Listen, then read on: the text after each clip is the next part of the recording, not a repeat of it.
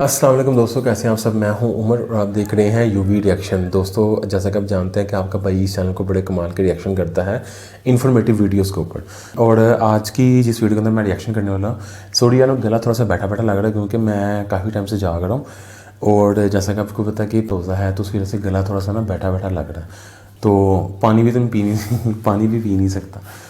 तो चलें, आज की इस वीडियो के अंदर हम जो है बात करेंगे इस वीडियो के ऊपर कि जिसका टाइटल बड़ा मुझे ना इन्फॉर्मेटिव सा लग रहा है। तो चलें देखते हैं इस वीडियो के। पहले मैं आपको इसका टाइटल बताता हूँ। इसमें ये कह रहे हैं कि मिस मार्वल पहली पाकिस्तानी मुस्लिम सुपर हीरो लड़की की कहानी, ऐसे खुफिया हक़ाइक़ जो आपसे छुपाए जा रहे हैं। ये हंसी टीवी की वीडियो है।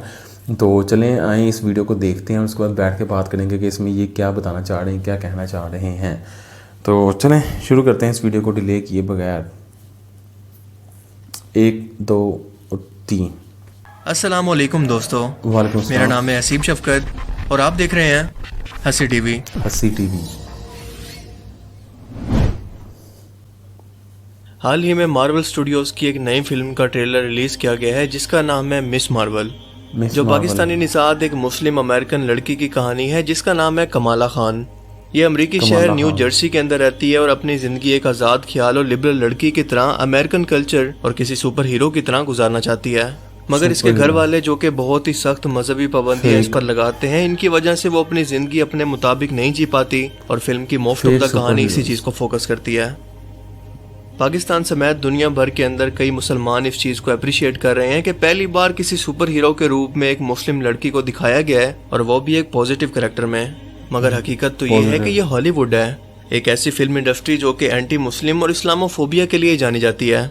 और इसीलिए स्क्रीन के पर्दे से हटकर आपके और आपके बच्चों के दिमाग में इस फिल्म के जरिए असल में क्या फीड किया जा रहा है आपको इसका अंदाजा तक नहीं है।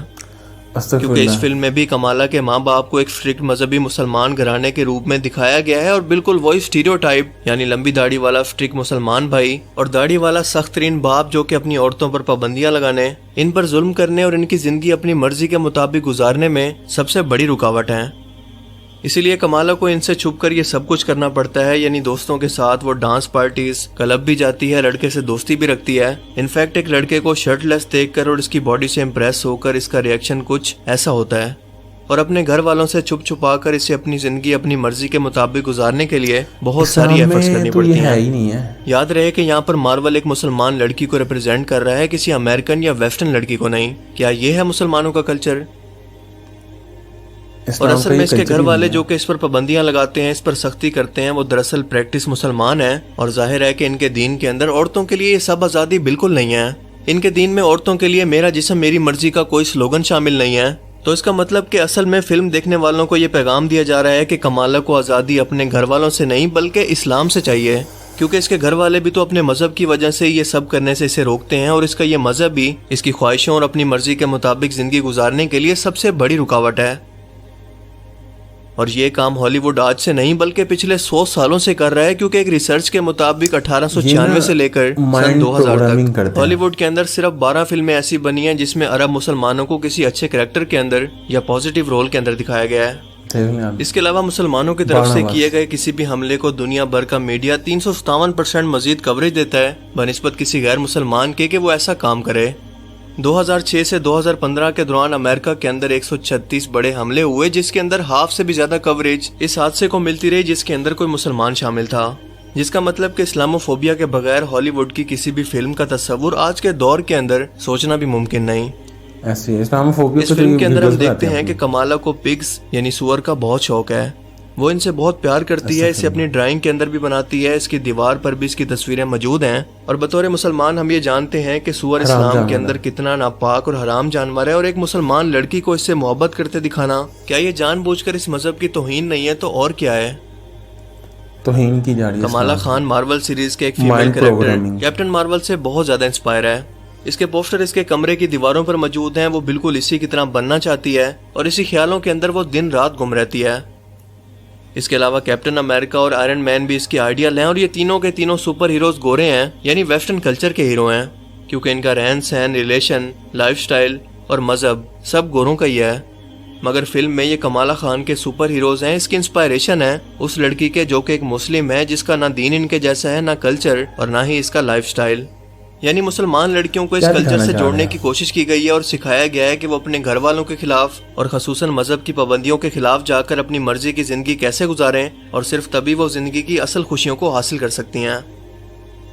अब बहुत लोग इस बात पर एतराज कर सकते हैं कि जनाब ये तो वेस्टर्न कल्चर है, यानी अमेरिकन कल्चर की हकीकत है। ये सब कुछ तो वहाँ पर अमेरिका के अंदर आम हो रहा है, ये सब होना तो वहाँ पर आम सी बात है, क्योंकि आप वहाँ पर मिनॉरिटी के अंदर हैं तो जाहिर है कि इसका हिस्सा किसी न किसी तरह से या किसी न किसी पॉइंट पर जाकर तो आपको बनना ही पड़ता है। तो इसके अंदर खास बात क्या है? तो चलिए आपकी बात को मैं एक लम्हे के लिए मान लेता हूँ। फिर ऐसा करें कि अमेरिकन कल्चर की हकीकत को भी दिखाएं, जहाँ पर ज्यादातर माँ बाप बिना शादी के बच्चे पैदा कर रहे हैं। माँ बाप बुढ़ापे के अंदर ओल्ड एज होम्स के अंदर पहुंच जाते हैं, मगर औलाद के साथ इनका कुत्ता घर के अंदर ही रहता है। मुसलसल तलाकें, गर्लफ्रेंड बॉयफ्रेंड का कल्चर आम है। लड़की की हैसियत एक टिश्यू पेपर की तरह है। नौजवान लड़के लड़कियां माँ बाप से छुपकर शराब, पार्टीज और नशा करते हैं, पोर्नोग्राफी के आदी हैं। ये सब हकीकत भी तो दिखाएं। लेकिन अगर मुस्लिम कल्चर को दिखाना है तो बिल्कुल वैसा ही दिखाएं जैसा कि वो हकीकत के अंदर है, ना कि प्रोपेगेंडा करके। ये प्रोपेगेंडा करते हैं। अब मार्वल स्टूडियो भी बहुत ही सियाना है, इसे पता है कि लोग इस प्रोपेगेंडा को पकड़कर इस पर एतराज करेंगे, इस पर क्रिटिसाइज करेंगे। इसीलिए इन लोगों ने स्क्रिप्ट ही एक मुस्लिम फीमेल लड़की से लिखवाया जिसका नाम है बिशा के अली। जबकि इस फिल्म के डायरेक्टर्स के अंदर मशहूर पाकिस्तानी निजाज शर्मीन उबैद चुनाय का नाम भी शामिल है, जो कि पहले ही एसिड ज़दा पाकिस्तानी खातून पर एक डॉक्यूमेंट्री बनाकर अपने मुल्क का नाम पूरी दुनिया में खराब कर चुकी है, जिस पर इसे ऑस्कर अवार्ड भी मिला था। इसके अलावा डायरेक्टर मीरा मनोन का इस फिल्म की थीम के बारे में कहना है कि ये एक ऐसी लड़की की कहानी को बयान करती है जो कि किसी एक सोसाइटी के लेबल या कैटेगरी को नहीं मानती, अपने फैसले खुद करना चाहती है, अपनी जिंदगी के ऐसे अहम तरीन फैसले जिसके अंदर किसी भी और शख्स की मर्जी शामिल ना हो। जो भी इसका दिल करता है वो इसी बात को मानती है, वो वही काम करती है। Kind of redefining yourself, finding who you are based on your own terms and not listening to other people's definitions, the labels and categories that you belong to. लेकिन असल में इस डायरेक्टर के अल्फाज हर लेबल और कैटेगरी से मुराद इस लड़की कमाला खान के मजहब या इसके खुदा की मर्जी से है। इसने मजीद ये भी कहा कि मैं अमेरिका के मुसलमानों के बारे में जो सोच दुनिया भर के अंदर मौजूद है इसे तोड़ना चाहती हूँ, लेकिन मुझे इस बात का मतलब समझ नहीं आया कि क्या अमेरिका के मुसलमानों का दीन और होता है और अरब के मुसलमानों का कोई और। बकौल इनके हर इंसान और मुसलमान को अपने दिल की बात माननी चाहिए, किसी दीन या मजहब की गुलामी नहीं करनी चाहिए। तो सोचें कि ये तालीम किसकी है, रहमान की या फिर शैतान की? शैतान की है। ठीक है, अगर मैं एक मुसलमान की जिंदगी से मजहब को एक मिनट के लिए निकाल देता हूँ तो सोचें कि एक मुसलमान की जिंदगी का मकसद पीछे क्या रह जाता है। वो अपनी जिंदगी गुजारने का मकसद और अपनी तख्लीक का मकसद कहाँ से जाने का सिवाय अपने मजहब के?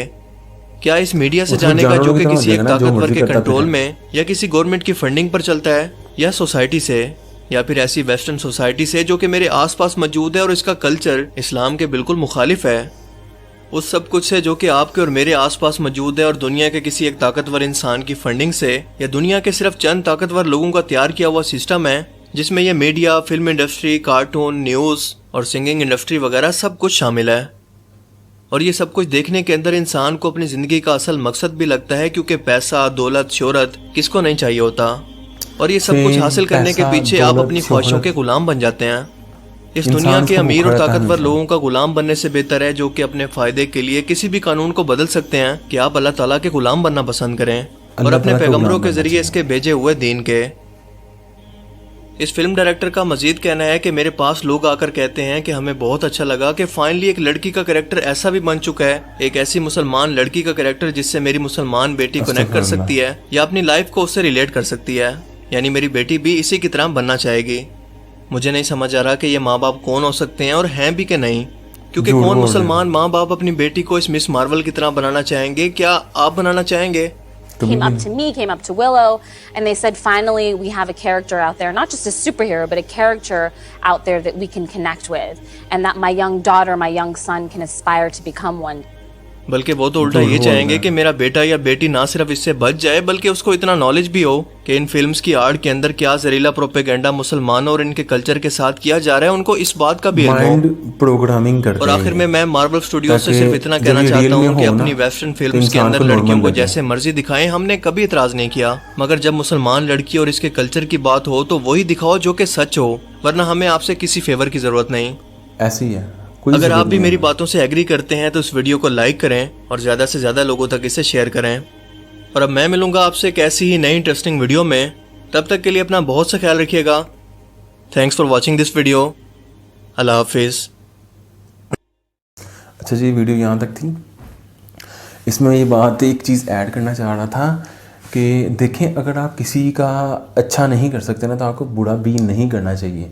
आपको किसने कहा कि यार आप मुसलमानों का कल्चर जो है ना उसको शो करो।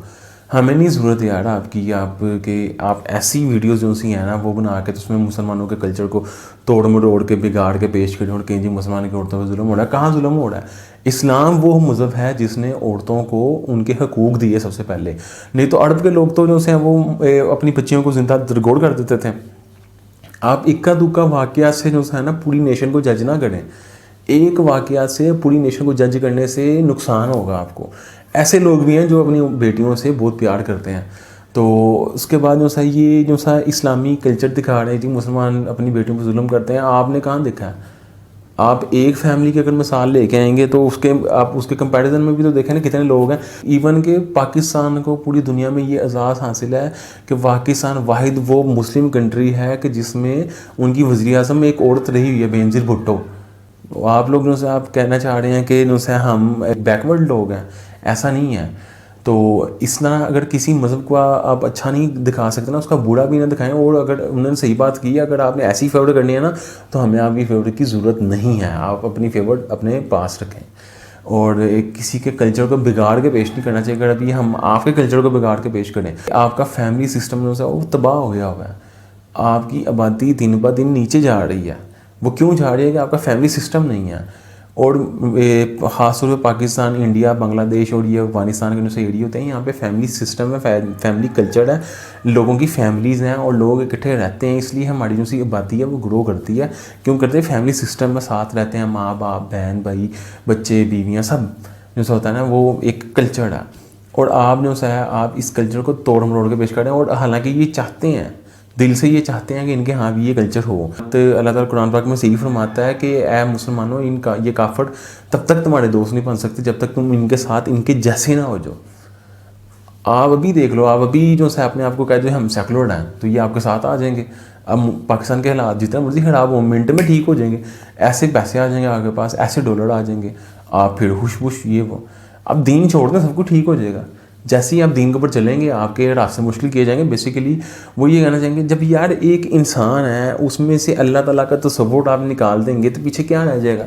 वो तो जानवरों की तरह हो जाएगा। जानवर आया, खाया, पिया, बच्चे पैदा किए, मर गया। तो आप है ना, जो अल्लाह है ना वो इंसान की होप है, वो उम्मीद है अल्लाह ताला की। जब वो किसी मुश्किल में, किसी ऐसी परेशानी में जहाँ पे वो गुम होता बैठा होता है ना, वो उसको जब वो सोचता है इस बारे में कि अब मैं इस परेशानी में मैं कैसे निकलूँगा, तो उसको सिर्फ एक अल्लाह ताला की ज़ात पाक नज़र आती है कि उसको पता होता है कि मुझे यकीन है कि ये ज़ात जो सी है ना मुझे कभी ना कभी इस मुश्किल से निकाल देगी। और सबसे पहली बात ये। दूसरी बात ये है कि अगर कोई बंदा किसी से जुल्म करता है तो लास्ट में फिर इंसान मुसलमान तो फिर यही कहता नहीं यार क़यामत नहीं देखा जाएगा। तो उसमें फिर वो यही होता है ना कि एक जजमेंट है, अल्लाह ताला जो है वो जज करेगा इंसानों को। अगर आप इस तस्वुर को ख़त्म कर देंगे जिसने दुनिया में ज़्यादती की और लास्ट पे कुछ है ही नहीं, तो वो तो बंदा फिर ज़्यादती में मर गया ना।